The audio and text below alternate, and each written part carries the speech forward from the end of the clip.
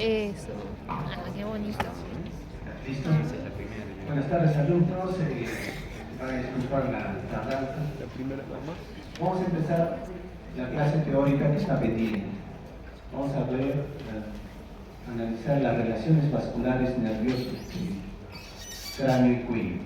Y se tiene que ver mucho qué relación tienen los nervios que ya hemos aprendido con las estructuras vasculares que también ya se han mencionado.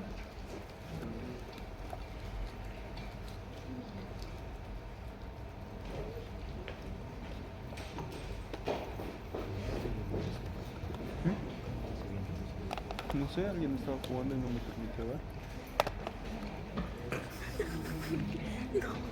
¿Te lo contó a mí? No, ya. Jesús estaba saltando. Los dos. Te mereces. No decías el solo. Te mereces. Bueno, ya me conocen. El objetivo y las competencias de ahora, ¿no? Relacionar las estructuras anatómicas, vasculares y nerviosas del cráneo y cuello, identificar los efectos clínicos.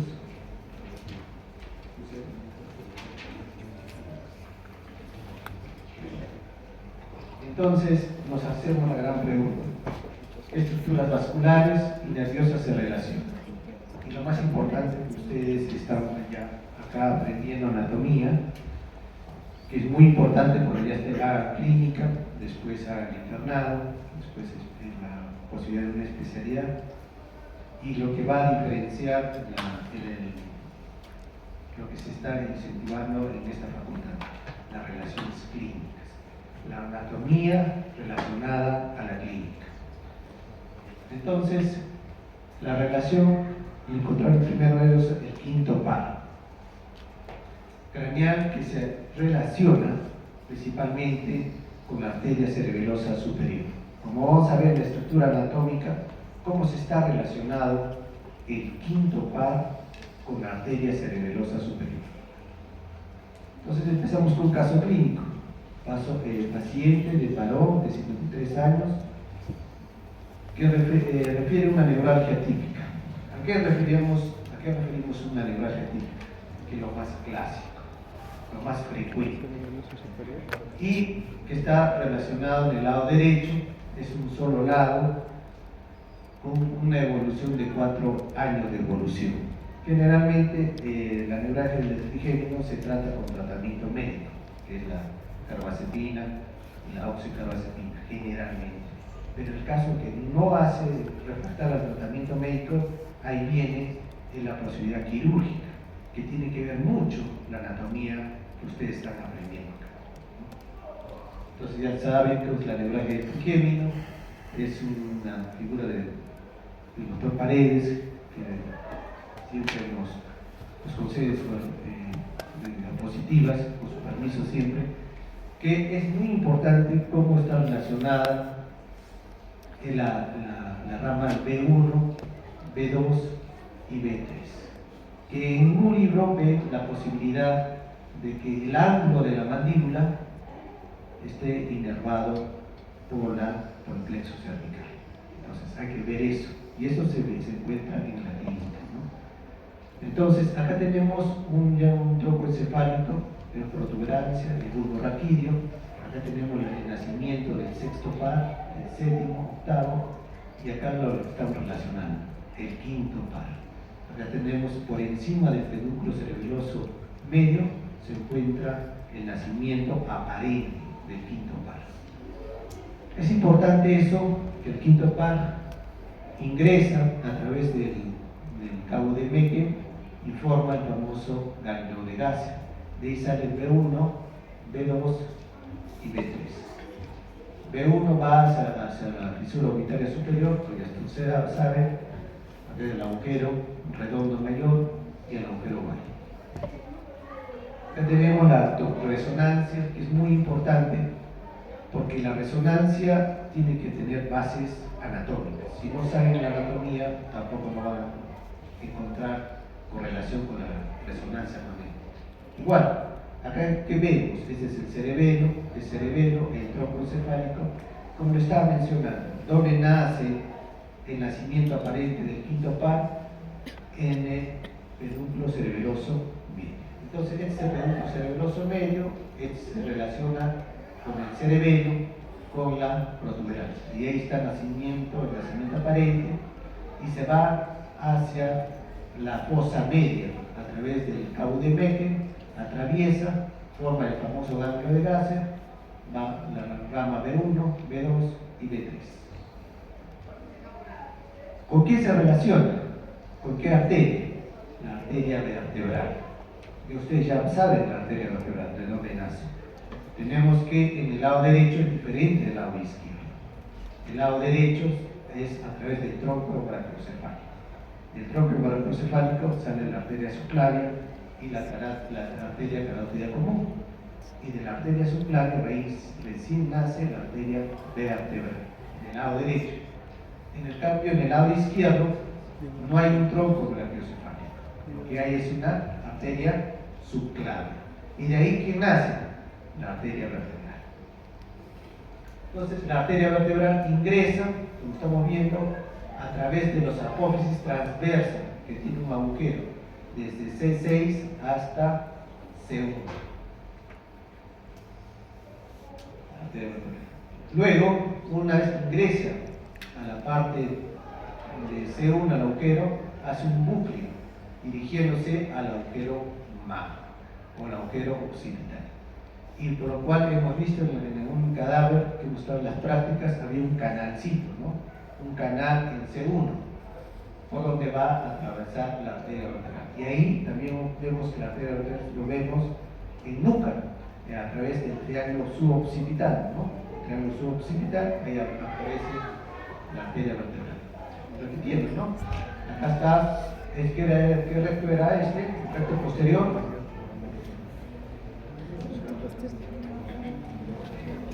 ¿Mayor o menor? Este recto posterior, mayor. ¿Este qué sería? Oblicuo, o también oblicuo inferior. Este oblicuo superior, formando el triángulo suboccipital.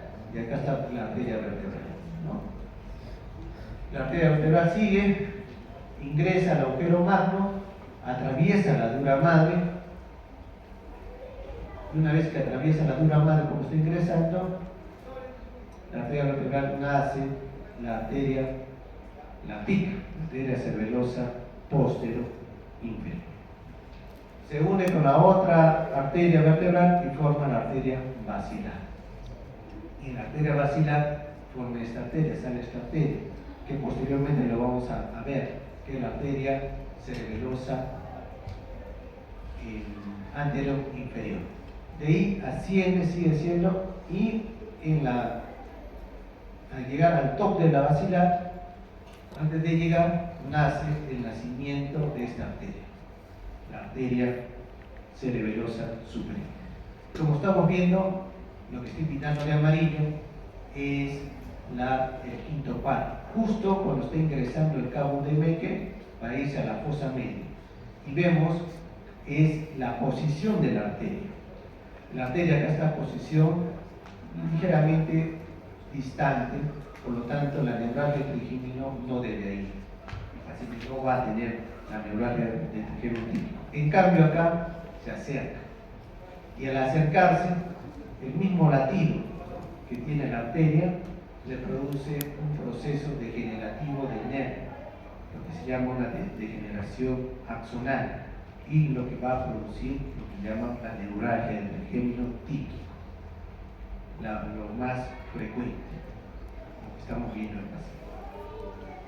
Así vemos, mira cómo está el quinto par, la arteria, y vemos cómo la arteria, por la posición, a veces se incrusta dentro del nervio, dentro del quinto par. Y lógicamente, depende cómo se introduzca, van a ser las repercusiones de la sintomatología. A veces apenas no toca, los síntomas son leves, que se manejan con tratamiento médico. Pero si la arteria se introduce, como lo estamos viendo acá, la sintomatología va a ser refractaria al tratamiento médico y requiere lo que se llama un tratamiento quirúrgico. Esto es solo el tratamiento. ¿Y qué se hace?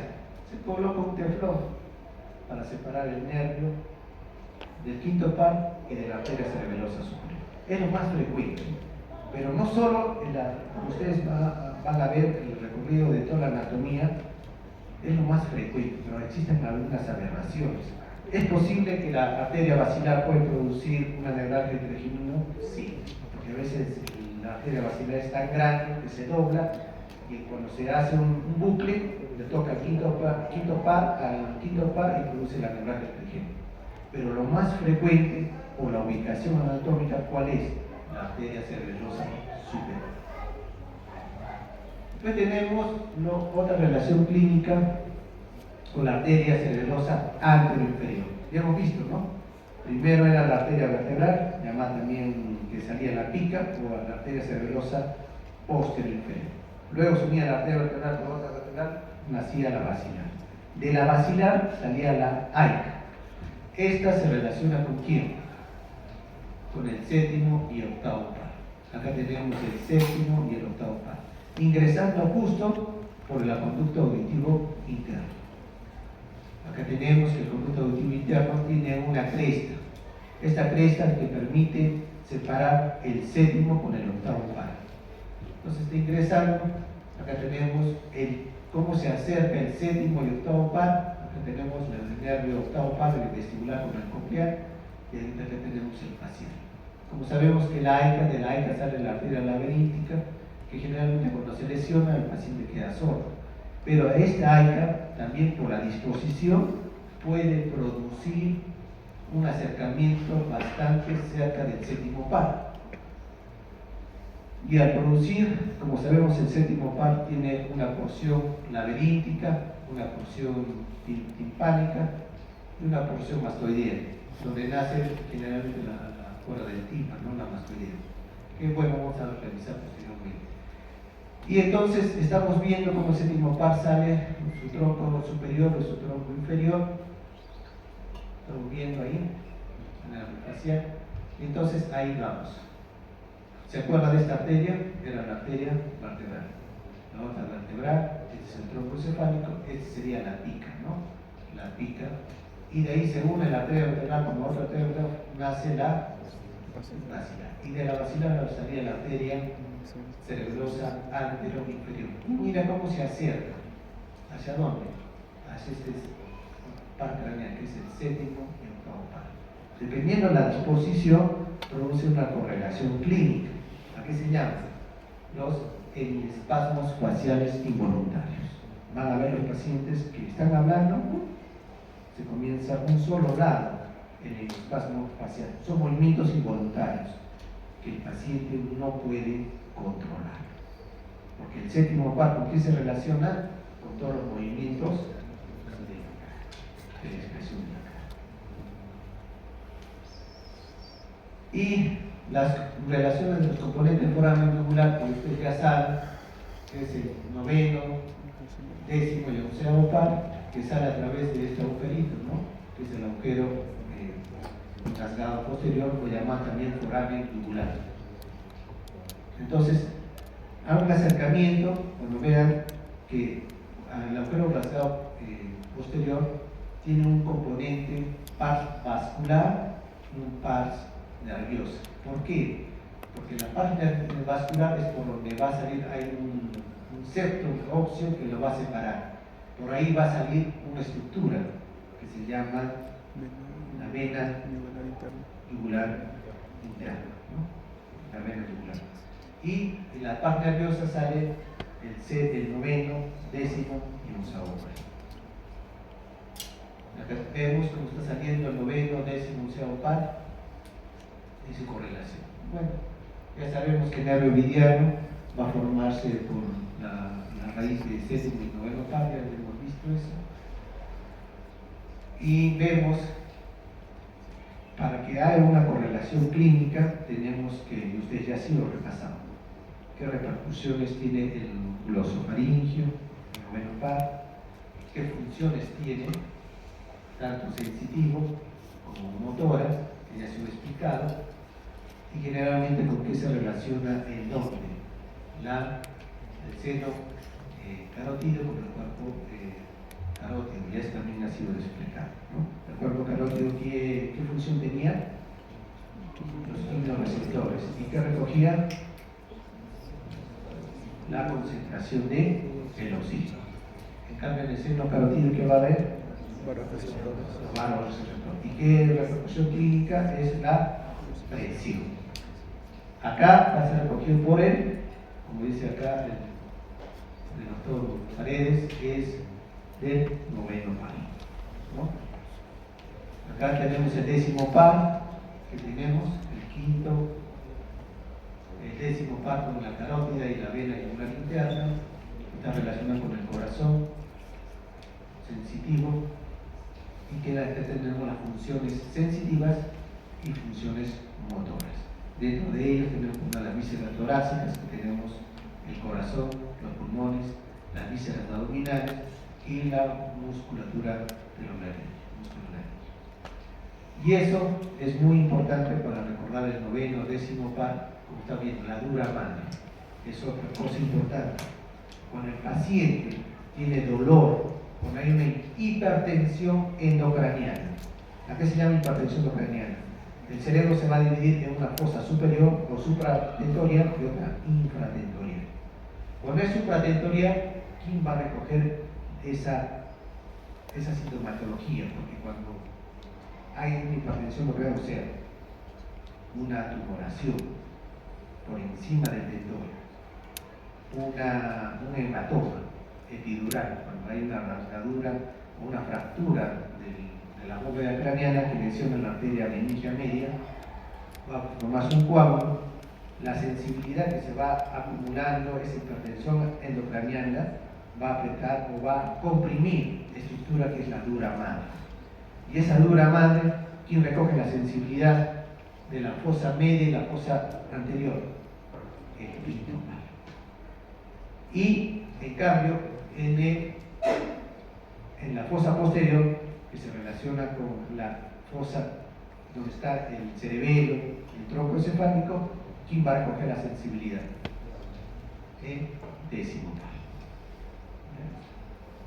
De la membrana timpánica, la parte interna, el noveno par, la parte externa, el quinto, el séptimo y el noveno par, el décimo par.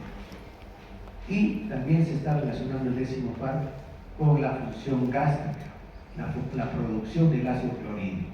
El hecho que nosotros sintamos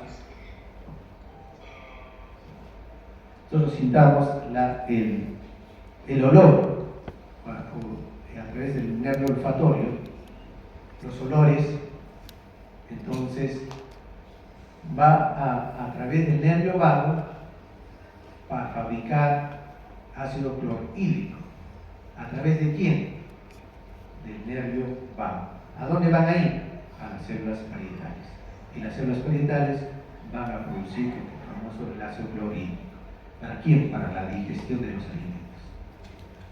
Ya tenemos y el décimo par, como estamos viendo, también tiene función quimioreceptora y varioreceptora. ¿En dónde? Ya no en el seno carotídeo de la arteria carótida, porque se divide en carótida externa y carótida interna, sino en el callado aórtico. Y acá estamos viendo el onceavo par, que tiene la inervación del esternocleidomastoideo y el trapecio. Ya sabemos, una función. Y todo ello, que no es importante de mencionarlo porque eso lo vas a hacer en clínica, que aparecen los síndromes de Bernet, el síndrome de Collet, el síndrome de Tapia, de Jackson, todos relacionados con qué pares, con el noveno, el décimo y el onceavo. Los nervios que salen por dónde? Por el agujero yugular, llamado también agujero rasgador posterior. Damos una pausa para seguir la carótida. Gracias. ¿Alguna pregunta hasta ahí?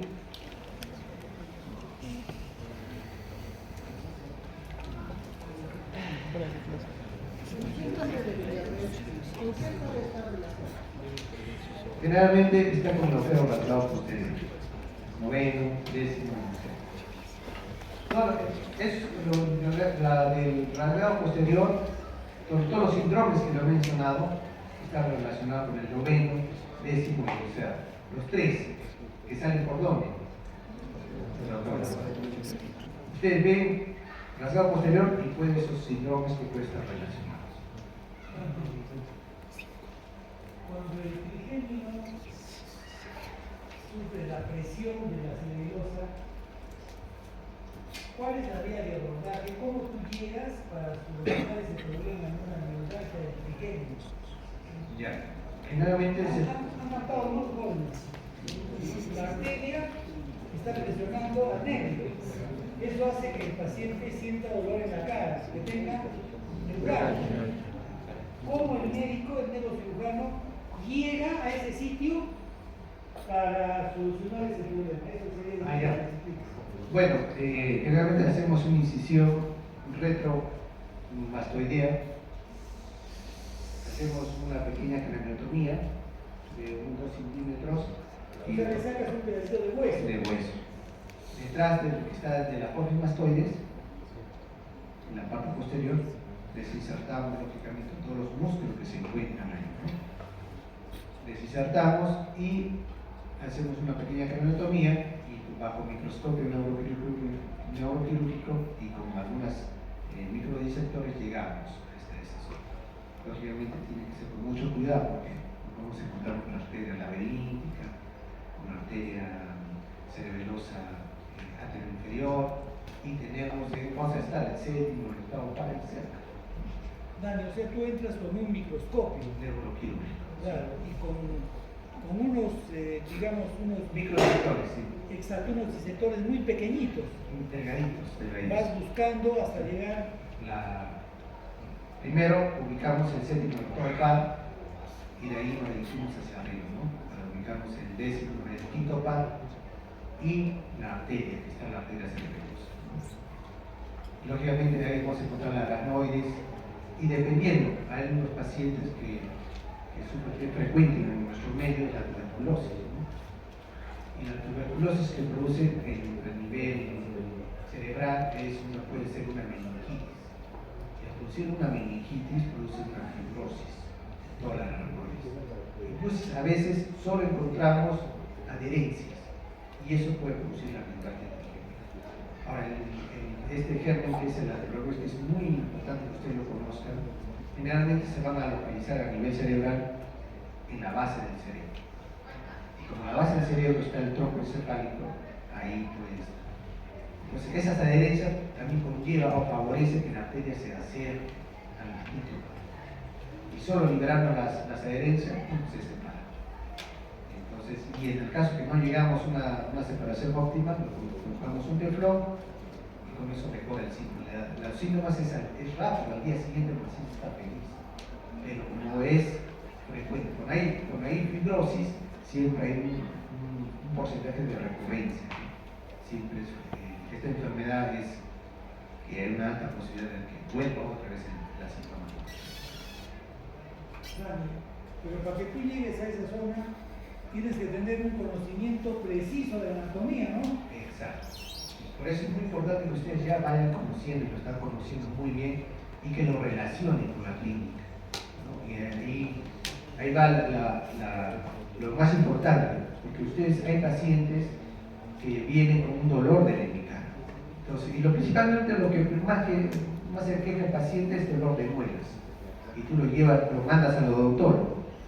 Y el odontólogo lo que dice, bueno, vamos a revisar, encuentra una pequeña caries, le retira la pieza dentaria y el paciente continúa con el dolor.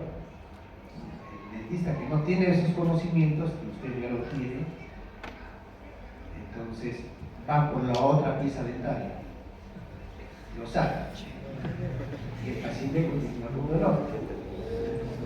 El paciente regresa nuevamente por el doctor. Entonces el doctor dice, vamos por la otra pieza, de repente hay una retención, una serie de cosas.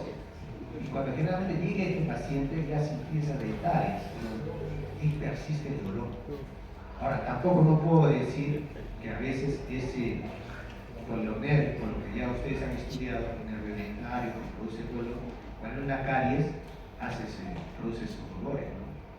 Entonces, si el paciente, usted lo recepciona cuando se han internado y ven con esas características del dolor, un dolor lancinante, que generalmente el dolor es cuando comen los alimentos, cuando se cepillan, y que generalmente han visitado varias veces al odontólogo, no deje de pensar en esta patología. ¿Una pregunta más?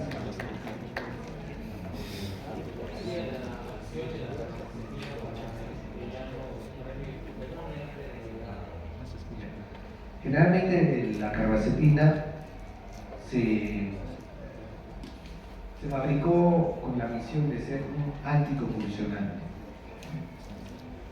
y lo utilizaron como que lo están utilizando, ¿no? Como un medicamento anticonvulsionante. Pero la carbamazepina tiene también efectos a nivel neural, los quimioreceptores a nivel cerebral. Entonces, de esa manera calma el dolor, más no lo mejora, no lo separa la arteria del nervio, ¿no? Lo disminuye el dolor, disminuye la captación del dolor. Ese es el efecto de la captación. Pero como te dice, depende de cómo la arteria se penetra el nervio. Si el nervio se acerca un poquito, el paciente con solo ese tratamiento mejora, ¿no? Porque a veces hay que también pensar en el paciente. A ver que te propongo una cirugía craneal, nadie lo va a querer, ¿no?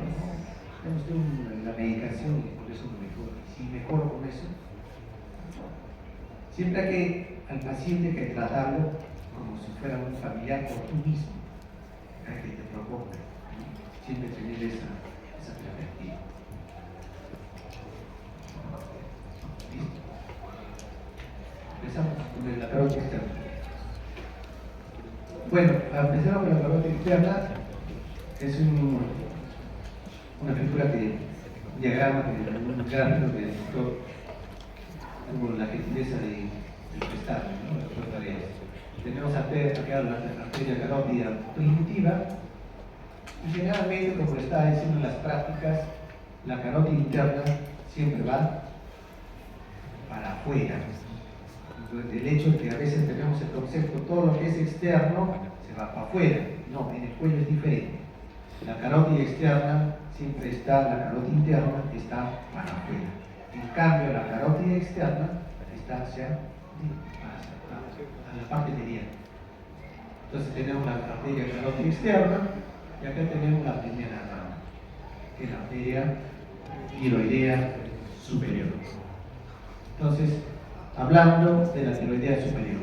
La arteria tiroidea superior es la primera rama de la carótida externa y tiene una rama infrayoidea que está debajo del hueso yoides.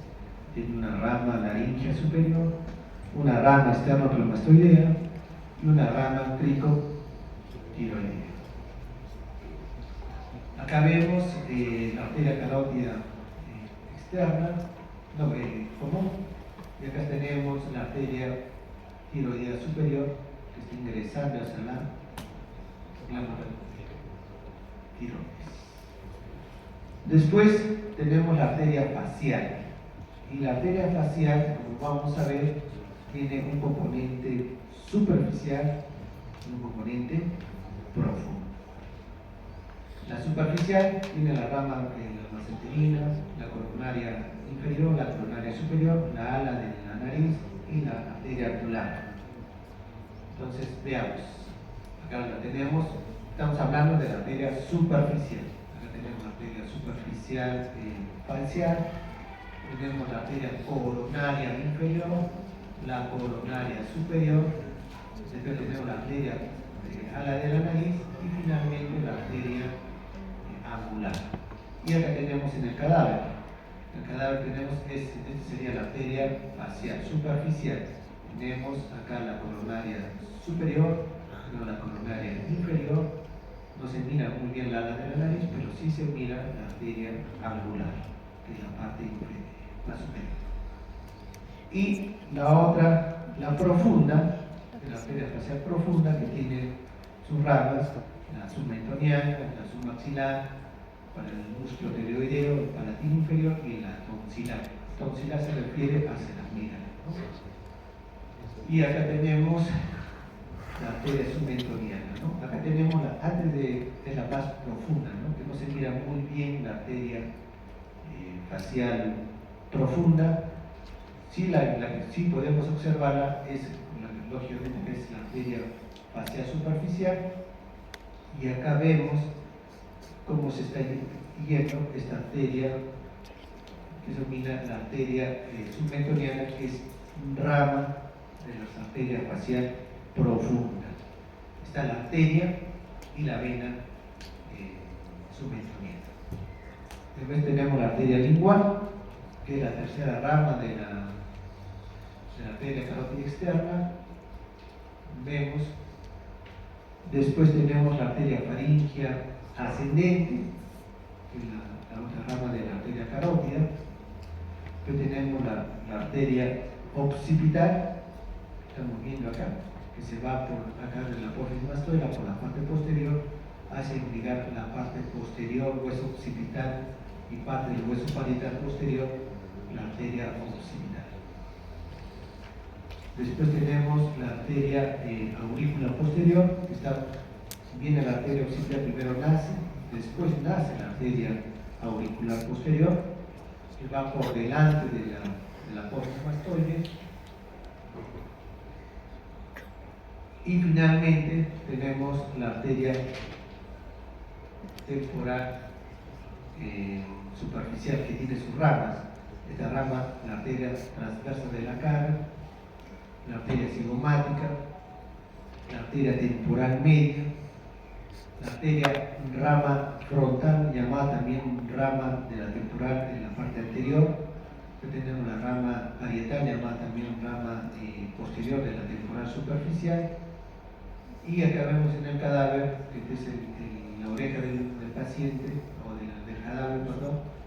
Esta es la arteria, rama de la arteria temporal superficial, que se va a la parte anterior, este es el ojo, sería la arteria temporal superficial, rama anterior, o llamada también rama frontal.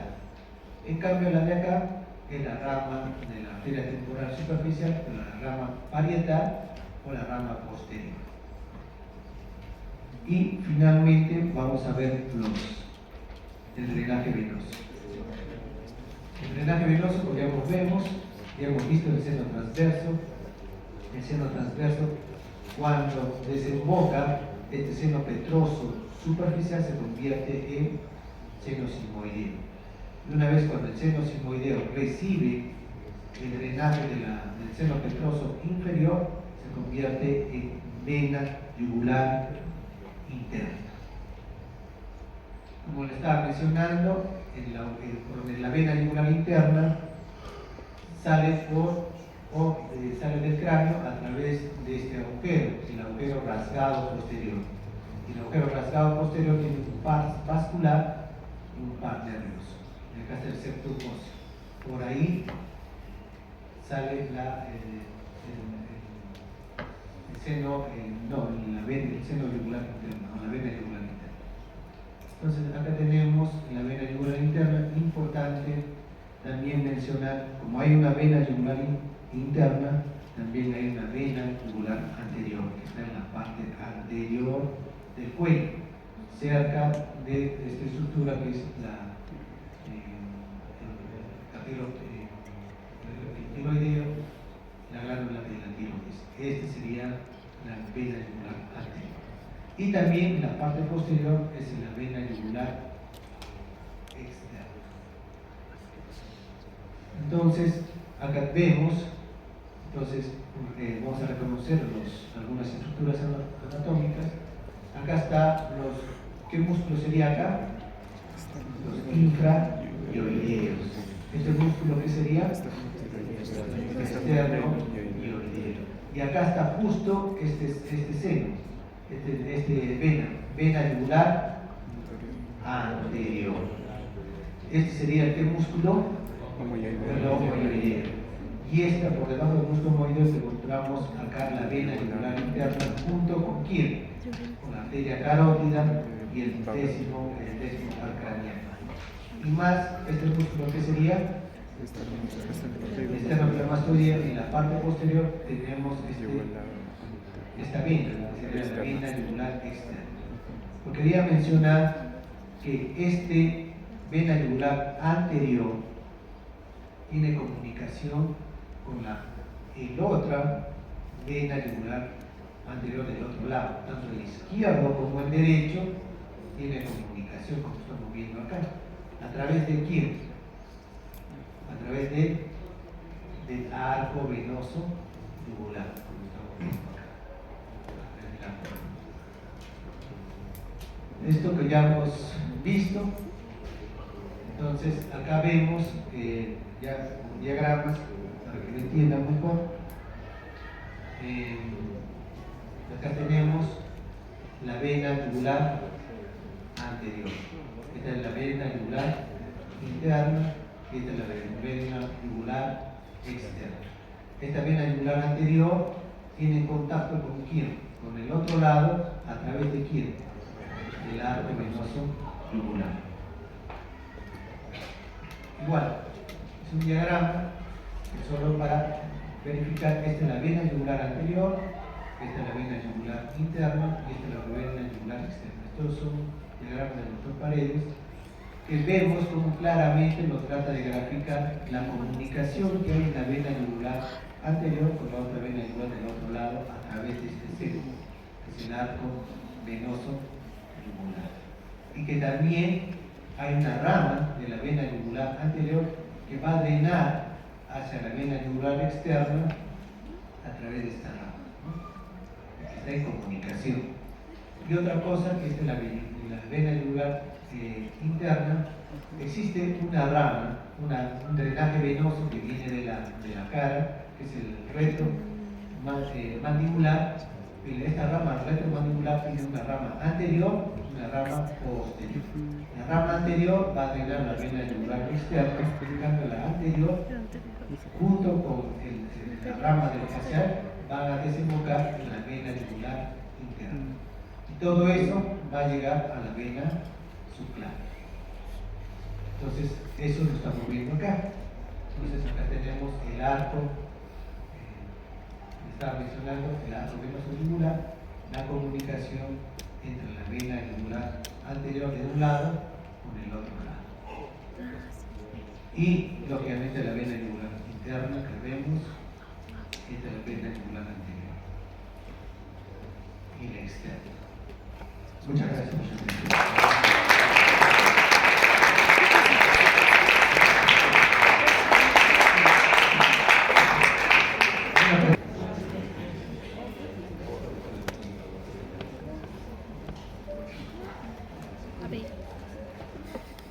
La totalidad de las fibras que hay en el organismo, la totalidad de las fibras nerviosas,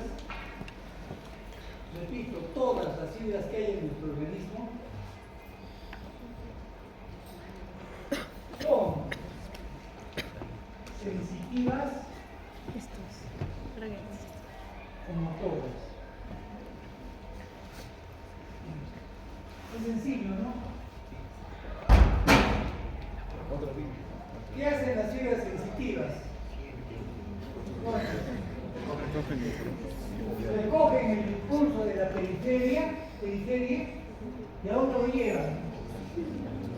Al sistema nervioso central. Pero esas fibras necesitan una neurona, que en el caso de la médula espinal, ¿dónde se encuentra la neurona? Yo no tengo buena cámara. ¿Dónde, jóvenes? Cambio de la raíz. En el ganglio de la raíz dorsal. Y las fibras motoras también necesitan una neurona. Las fibras motoras son parte de una neurona.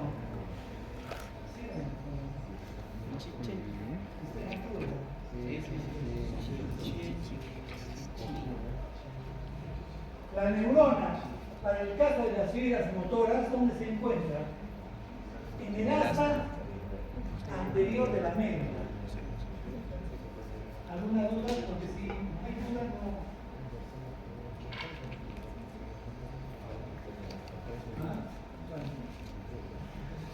Jóvenes, repetimos. Todas las fibras del organismo son o sensitivas o y también todas esas fibras tienen que tener un cuerpo neuronal. En el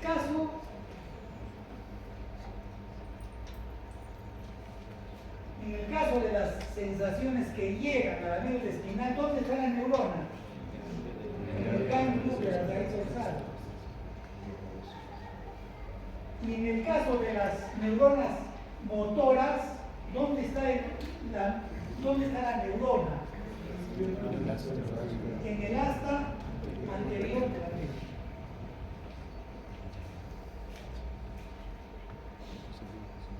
Pero el escuchar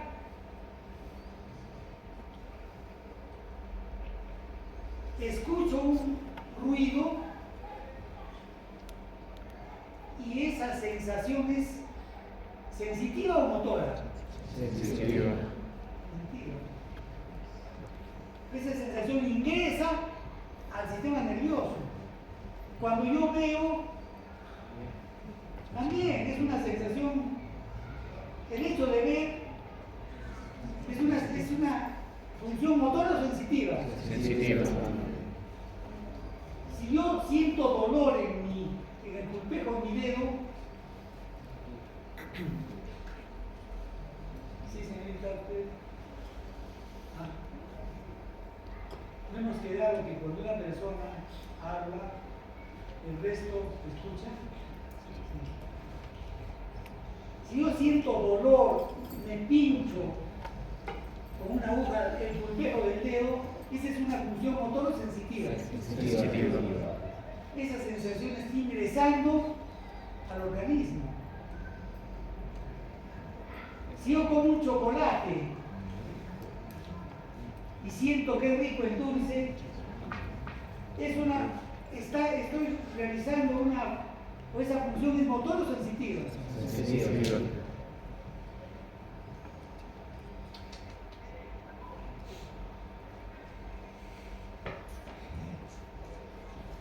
A esas fibras que llevan estas sensaciones diferentes también tienen nombres diferentes. ¿Qué he dicho? Las sensaciones. ¿Quiénes jóvenes? Si yo tengo dolor en el pulpejo del dedo, significa que esa sensación del dedo que ingresa al sistema nervioso central está yendo a través de una fibra sensitiva o motora. Sensitiva.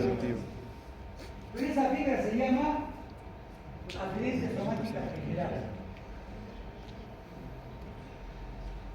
O sea, todas las sensaciones de la piel y de las mucosas, todas las sensaciones de piel y mucosas determinan que el nombre de las fibras sean fibras aferentes, somáticas y generales. ¿Repetimos? Repetimos. Si yo me pincho el dedo, tengo dolor en el dedo, la fibra que lleva esa sensación, ¿qué fibra es? Si yo me introduzco una torunda a la nariz, tenía una herida, ese dolor, ¿qué fibra lleva la sensación al sistema nervioso central?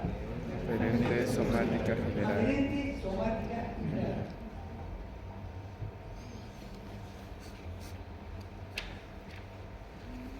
Las fibras que llevan la sensación del oído y del ojo, del oído y del ojo, y también del equilibrio, son fibras somáticas especiales. Ambas son fibras sensitivas, pero unas llevan dolor, temperatura, calor de la piel y mucosa, se llaman Aferentes somáticas generales. pero las sensaciones del ojo, del oído y del equilibrio también llegan al sistema nervioso central por fibras que se llaman Aferentes somáticas especiales. ambas son sensaciones que ingresan al sistema nervioso central, pero de acuerdo a la información que llevan, cambian de nombre. Repetimos, piel y mucosas, Aferentes somáticas generales. todas las sensaciones de escuchar, de ver y la sensación del equilibrio también llegan al sistema nervioso central. Pero estas fibras, ¿qué son? Aferentes somáticas especiales. Aquí estamos hablando de ojo, oído y equilibrio. Acá está el gusto y el olfato. El gusto de un chocolate o el olfato de un delicioso perfume, también esa sensación tiene que llegar al sistema nervioso central. Pero las fibras que la llevan, ¿cómo se llaman? Aferentes viscerales especiales. Más o menos, Daniel, más o menos. ¿Qué dicen jóvenes? Repetimos.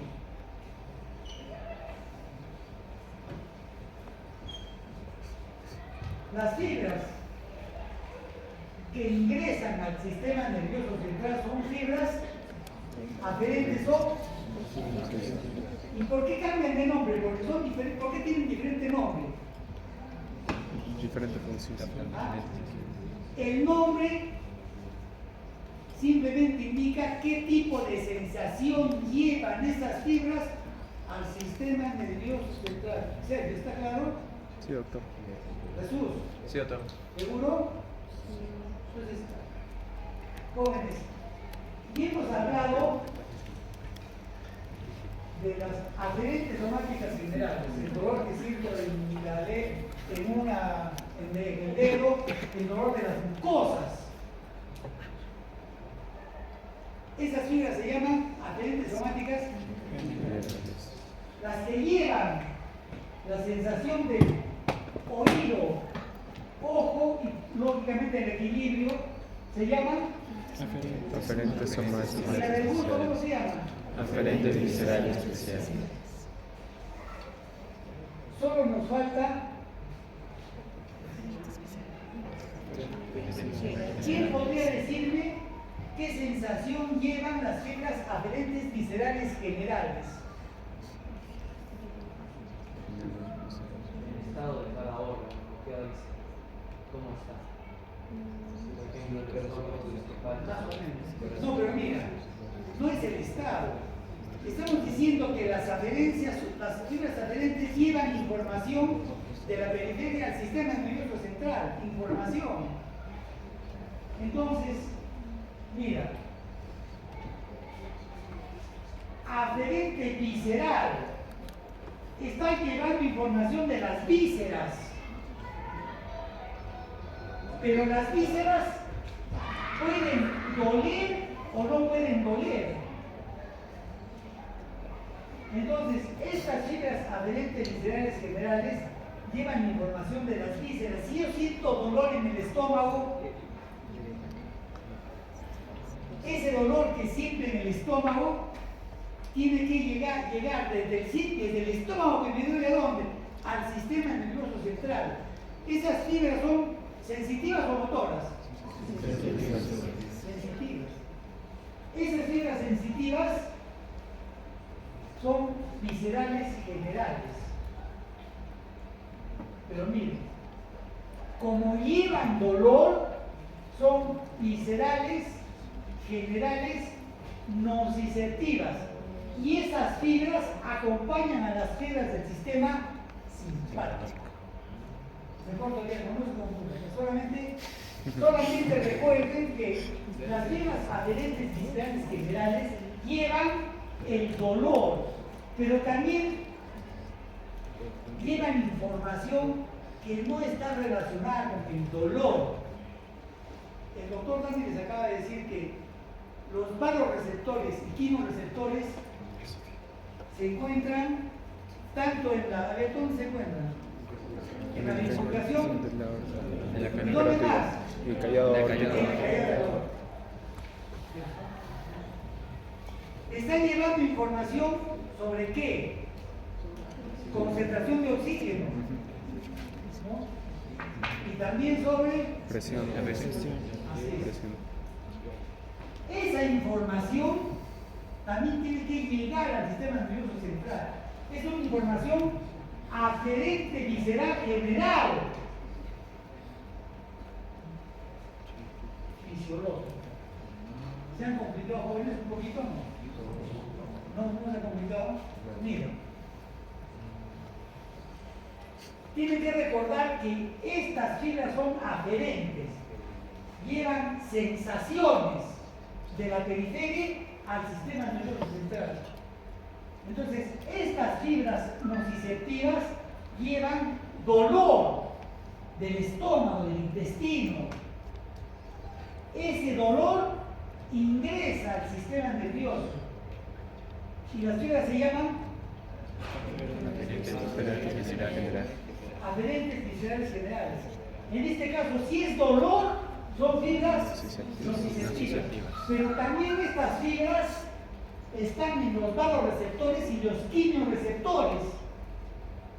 Esa información tiene que ingresar también al sistema nervioso. Pero esa información ingresa por fibras aferentes viscerales generales fisiológicas. Y es el caso de las fibras que terminan en los vasoreceptores y quimioreceptores. Hay jóvenes que... Doctor, una duda. ¿Por qué el gusto y el olfato se considera víscera y el ojo y el oído se considera somático? Porque así lo han hecho pues, cuando los comunistas antiguos. Claro, yo puedo decir por qué estas son vísceras. No, pero cuando los anatomistas se juntaron, en la época de los no, esto es ahorita, yo soy más antiguo.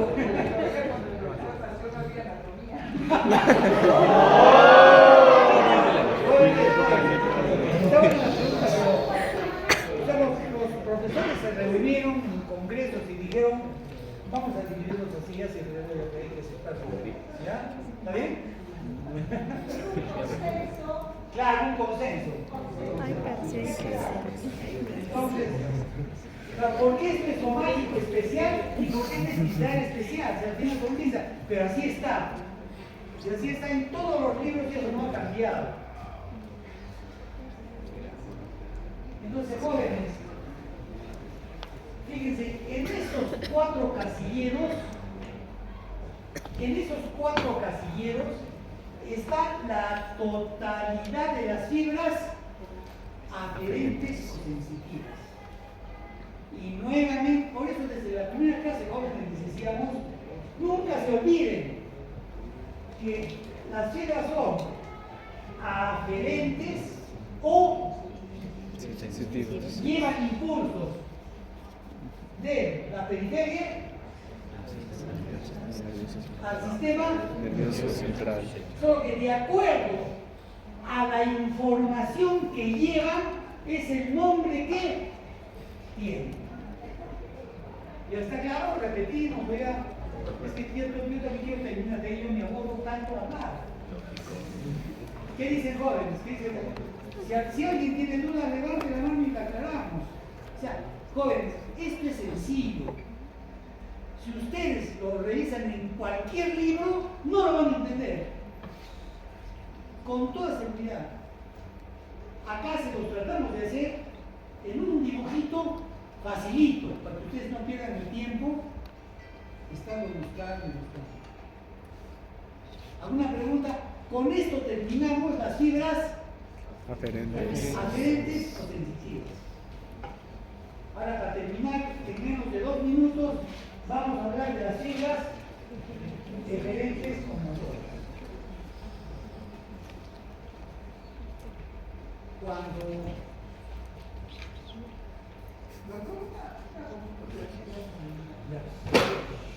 silencio, A, B, E, en vez de gusto pongo lengua, en vez de olfato pongo nariz.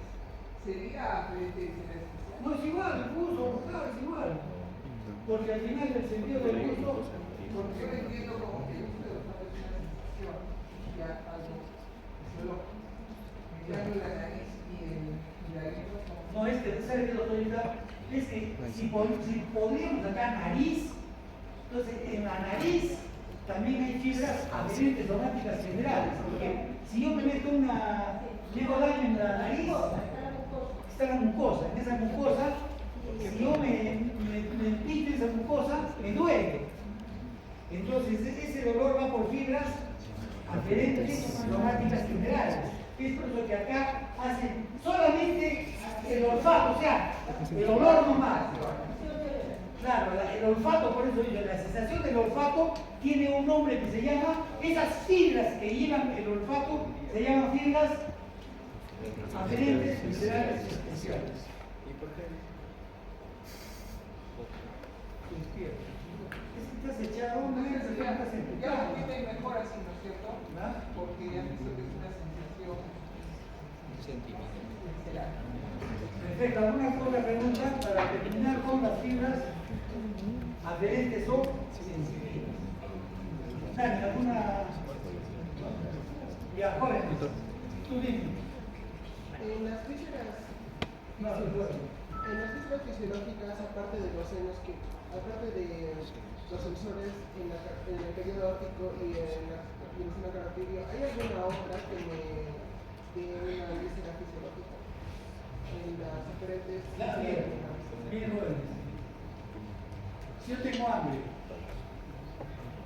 esa sensación de hambre, ¿cómo llega? ¿Cómo yo siento que tengo hambre? Porque tiene que haber una fibra que pase del estómago, que parte del estómago, el estómago está colapsado. Entonces, ese estómago colapsado le dice a mi cerebro que está vacío, pero no realmente es eso. Hay otros receptores de la glucosa. La glucosa que circula por la sangre, también determina que hay sensores que captan cuánto de glucosa hay en la sangre.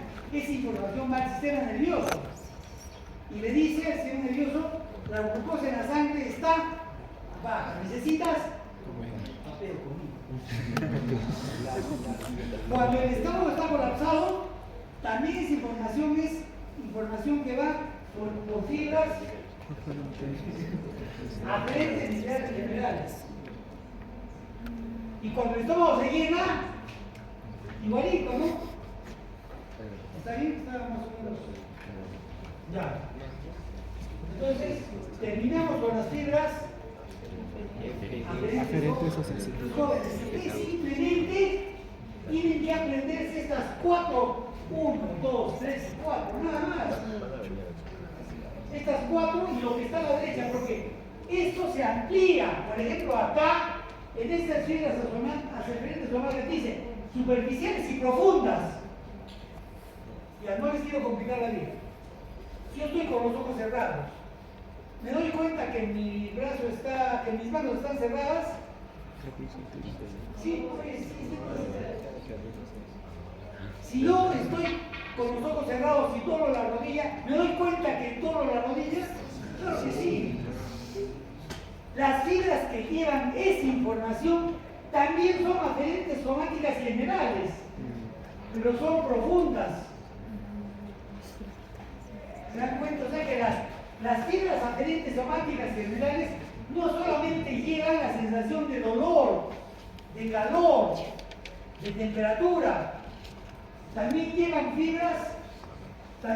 la sensación de posición del organismo. No, es que no duerman. No duerman. ¿Ah? Ya, terminen. Entonces, ustedes solamente van a aprenderse, mira, ASG, ASE, ASG y ABE. Y miren, las sensaciones motoras son al revés. Parten del sistema nervioso y llegan a la periferia. Miren,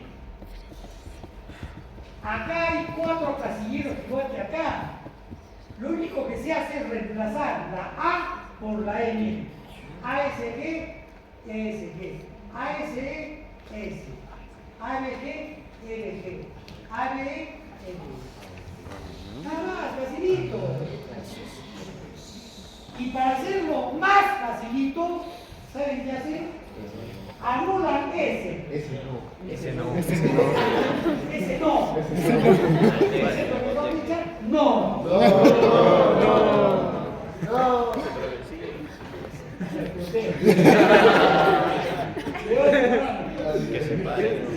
Que salga. Que explique.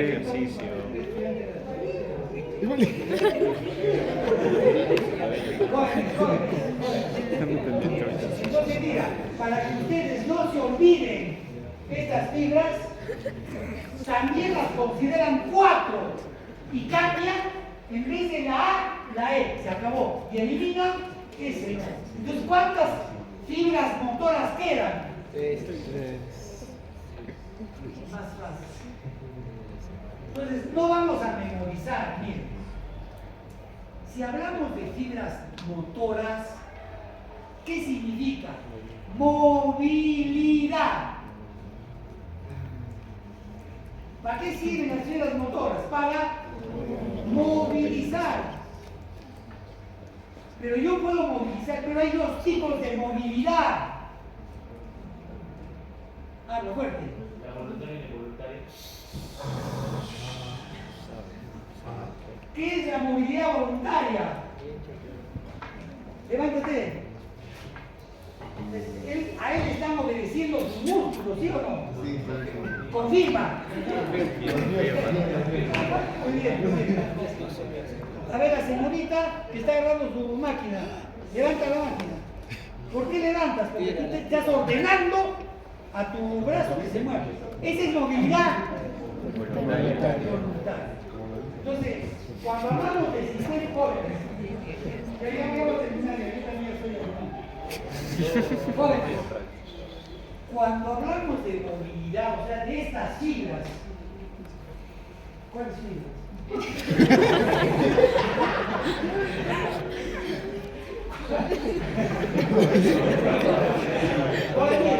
Cuando hablamos de fibras motoras, significa que la información tiene que salir del sistema nervioso y llegar a la periferia. En este caso estamos hablando de movilidad voluntaria, pero existe otro tipo de movilidad involuntaria. ¿Ustedes pueden decirle a su estómago que se contraiga? No. ¿Pueden decir a su pupila que se cierre o se abra? No. ¿Pueden decir a su corazón que funcione más rápido? La doctora sí, ¿no?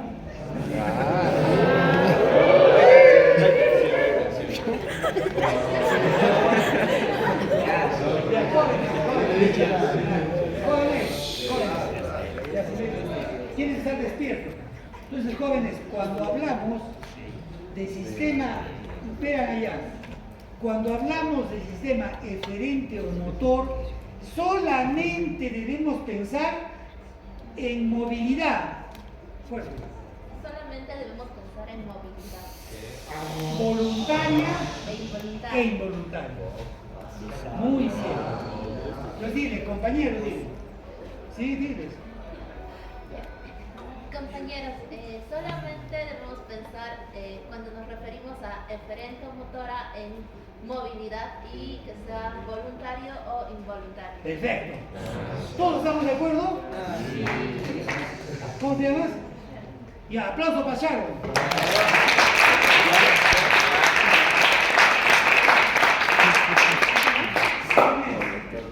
Entonces, miren, cuando hablamos de esto, solamente debemos pensar en voluntario o involuntario. Mira, acá está voluntario y acá está voluntario. O sea, las fibras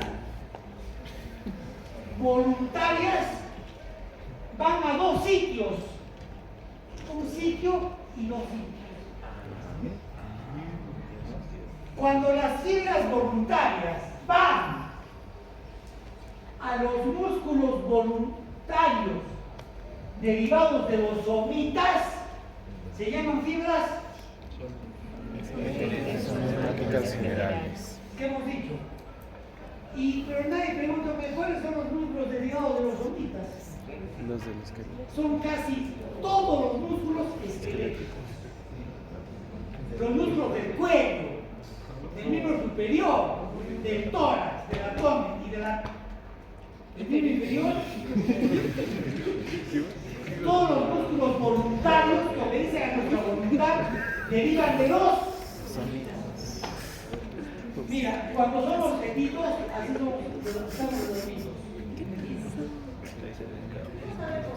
En la parte de atrás del petito hay unos cuadraditos. Esos cuadraditos se llaman somitas. Ya sabemos qué son. La mayoría de músculos del ser humano derivan de los somitas. Y la mayoría son los músculos voluntarios o esqueléticos.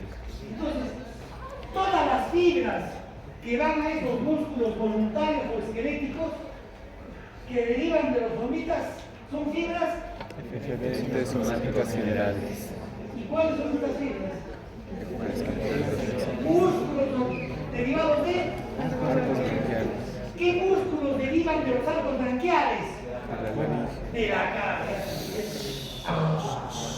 Macetero, temporal, etc. Todos los de la cara.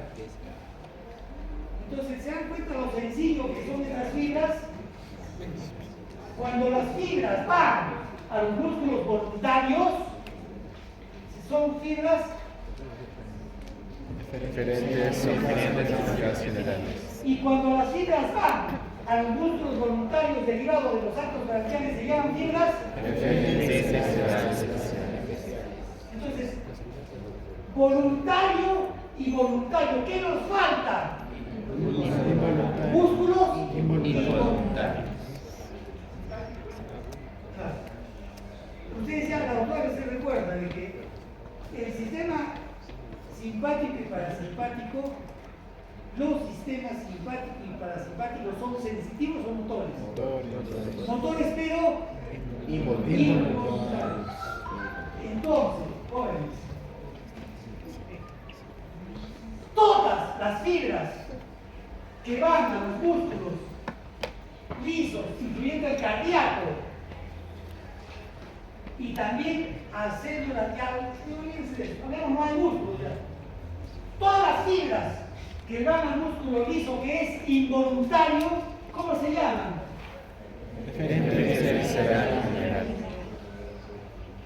Y como el sistema involuntario es simpático y parasimpático, todas las fibras simpáticas y parasimpáticas, ¿cómo son?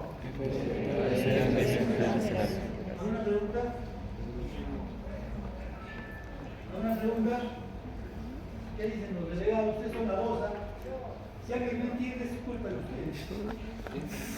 ¿Qué dice Jesús? Todo claro, doctor. A ver, usted. ¿Usted qué dice? ¿Cómo te llamas? ¿Cómo se llama? Baleano. Todo claro, doctor. A ver, atrás, el último de atrás. Sí, todo claro.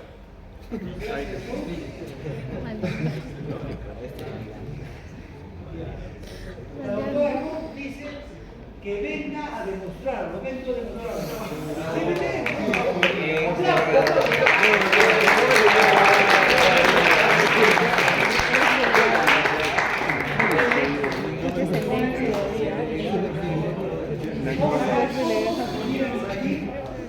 Para expresar. Si te equivocas, tú te corregimos. Este es un proceso de aprendizaje.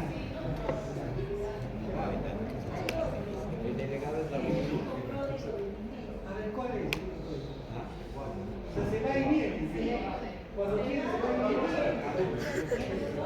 Astor, Astor. Duberly.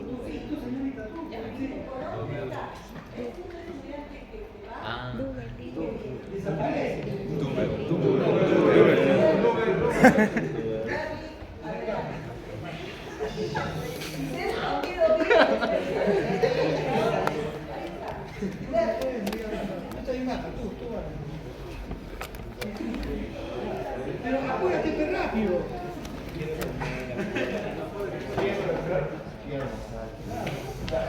Bueno, tenemos lo que son las fibras, vamos a reconocer. Nunca digas lo que son. Perdón, tenemos las fibras aferentes o sensitivas, a las aferentes o motoras.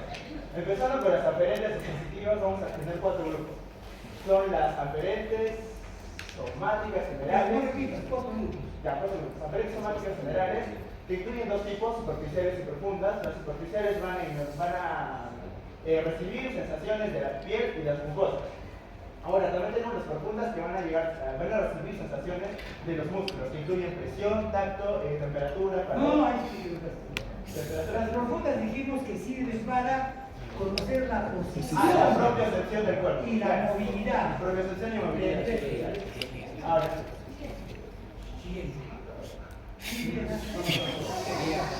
Está bien, no te vayas, quédate. Sigue, ¿cómo te llamas? Sí.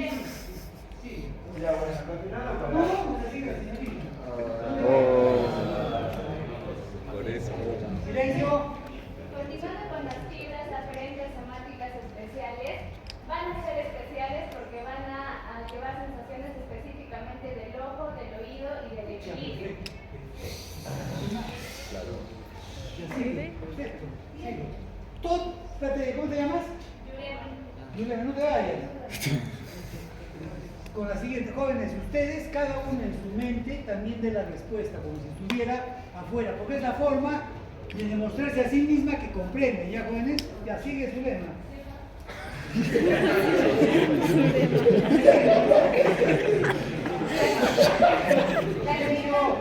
Las fibras aferentes visceral general van a llevar Las fibras aferentes viscerales generales. Estás hablando en plural. Las fibras aferentes viscerales generales van a llevar sensaciones de las vísceras, pero va a haber 2 clasificaciones, fisiológicas y nociceptivas. Si son nociceptivas se van a encargar del dolor y si son fisiológicas, por ejemplo, funciones fisiológicas como por ejemplo la percepción del oxígeno, de la presión de oxígeno, concentración de oxígeno, CO2 y pH en los receptores periféricos que se encuentran en el callado aórtico y en el seno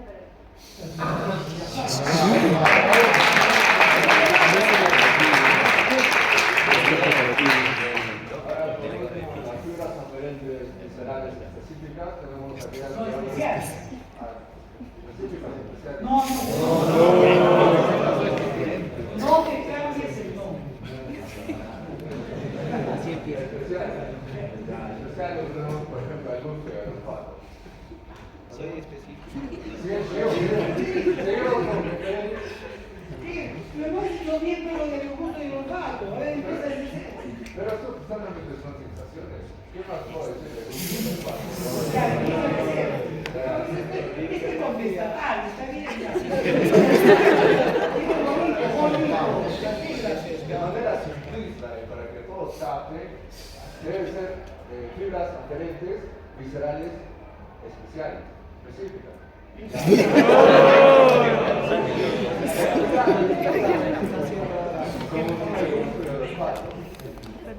No, pero puede ser específico, pero quise decir que esas fibras llevan al sistema nervioso central las sensaciones de gusto y olfato.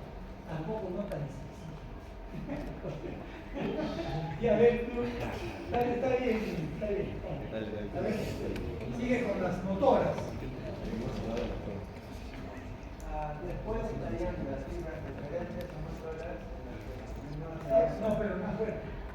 Primero estarían las referentes, somáticas generales, las cuales son las de los músculos que derivan de las familias. No, pues tienes que decir que inervan. Estamos hablando de fibras. Las fibras referentes somáticas generales inervan O si no quieres decir inervan, llevan información. ¿A dónde? Pero tienes que decir voluntarios, ¿cierto? Que derivan de los así. Claro, no, tienes que comparar los somáticos generales con los viscerales especiales. ¿Por qué se comparan? Porque sí.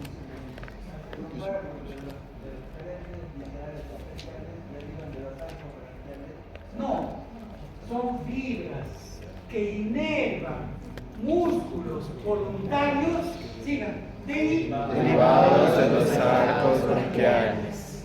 ¿Está bien? A ver, repite. Está bien, está aprendiendo. A ver. Las fibras que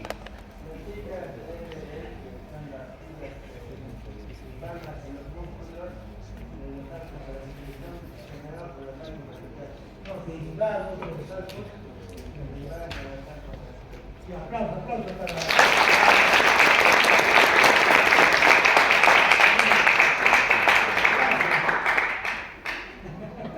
¿Alguien más quisiera salir, jóvenes? Jesús.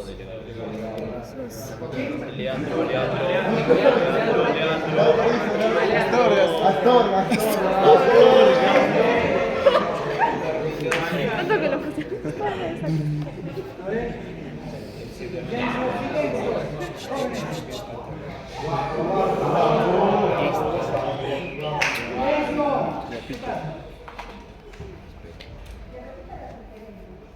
Repite las eferentes. Tenemos como segundo tipo de fibras las fibras eferentes o motoras. Como ya han dicho, tenemos las eferentes somáticas generales, que son voluntarias, al igual que las fibras eferentes viscerales especiales.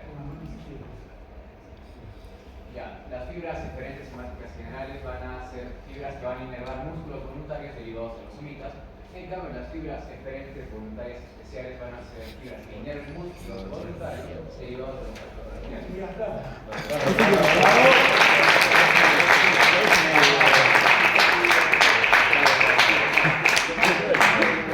¿Quién desea salir? Guevara. Leandro. El chacotero.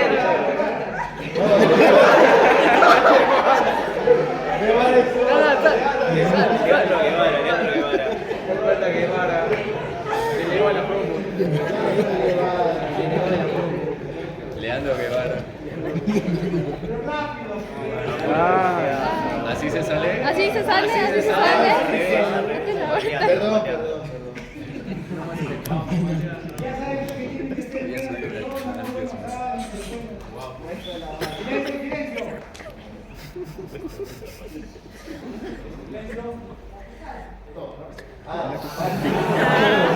Todo, quiere hacer todo.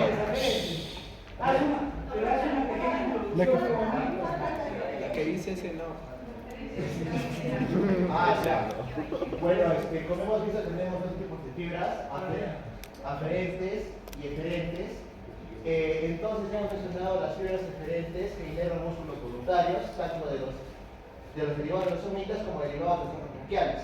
Entonces, faltaría mencionar que también hay músculos involuntarios, que son inervados por fibras eferentes, viscerales y centrales. Tenemos en este tipo de músculos que son involuntarios, tenemos el músculo liso y el músculo cardíaco.